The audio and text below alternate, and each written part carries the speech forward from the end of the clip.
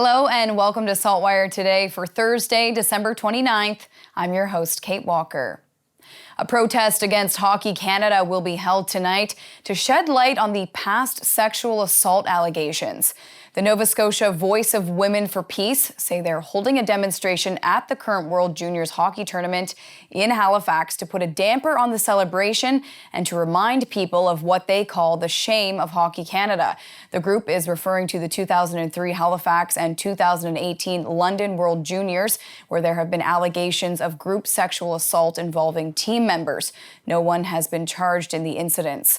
The group plans to gather at 6:30 p.m., an hour before the last regular game involving Team Canada outside the Scotiabank Centre at Gate B on the corner of Brunswick Street and Duke.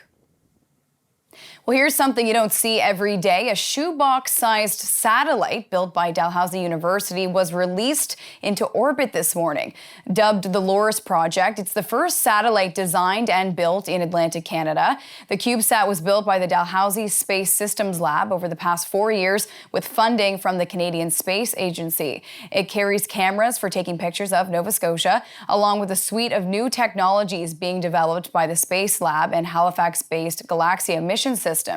While the launch from the International Space Station went well, the team from the Space Lab will have to wait until the early hours of Friday morning to communicate with the satellite to find out whether its solar panels have deployed and its systems are working. If you're a basketball fan, then you know Brian Heaney. His resume spans decades as a former NBA Baltimore Bullet, university basketball coach, and sportscaster. It's been 50 years since he led the St. Mary's University men's basketball team to a championship during the 1972-73 season. In March, half a century later, some of those players and Coach Heaney will reunite at the CIAU men's basketball championships. Some of those players haven't been back to Halifax since the day they left the SMU campus. He caught up with SaltWire columnist John Dumont ahead of the reunion. Is it sweeter to win your first championship as a player or as a coach? Well, I think, as a coach, some of the players recognize this. One of the things that drove me in coaching, having had success as a player, was to have my players experience what I experienced as a player. That's what drove me. I wanted for them what I knew was there when you win a championship at the conference level or at the national level. And it pleased me no end when they actually had that experience. And it proved to be worthwhile. It lasted a lifetime for them. And most of those players are on either side of 70 now, so safe to say they will have some catching up to do. As we close out the year of 2022, we're taking a look back at the most popular baby names. Of the top 10 names chosen by Nova Scotians, Oliver is the favorite baby name for 2022.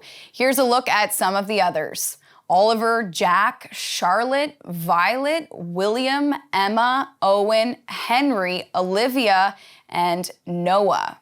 These are according to Nova Scotia's Registry of Vital Statistics. There are a few names gaining popularity, such as Grayson and Beau, with some old favorites coming back like Emma and Charlotte. There were 6,828 registered births this year in Nova Scotia as of today. It's time now for a glimpse of today's Thinking Out Loud with Sheldon McLeod.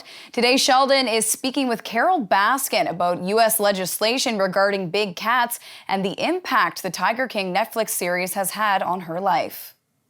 There are facilities, zoos in my part of the world, in Atlantic Canada, where there are big cats, and there have been at times kittens or cubs. And I'm wondering, this legislation, would it outlaw, again, I know the difference between American law and Canadian law, but is the intent to get rid of any opportunity to see a big cat in captivity? I personally don't think that any big cat belongs in a cage. And I think we have been really doing a disservice to the planet by teaching our children that it's okay to see these animals held hostage against their will and calling that conservation or education. But that's not what this bill does. What this bill does is it stops the egregious speed breeding of these cats to use their cubs for about a 12-week period. And then they're discarded into private hands because they become a huge liability once they can take a finger off. So those are the only two things that our bill addresses. And unfortunately, it only addresses it here in the United States. And for Sheldon's full conversation, head to the opinion section of SaltWire.com. On to weather now. Our weather specialist, Alistair Alders, is off this week, but we're going to have a look at our 7-day board.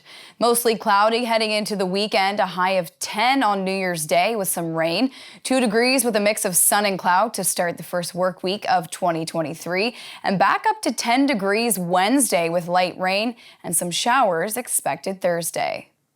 That's all for now. For more extended video and full online articles, stay tuned to SaltWire.com. And you can find us on Instagram, Twitter, and YouTube.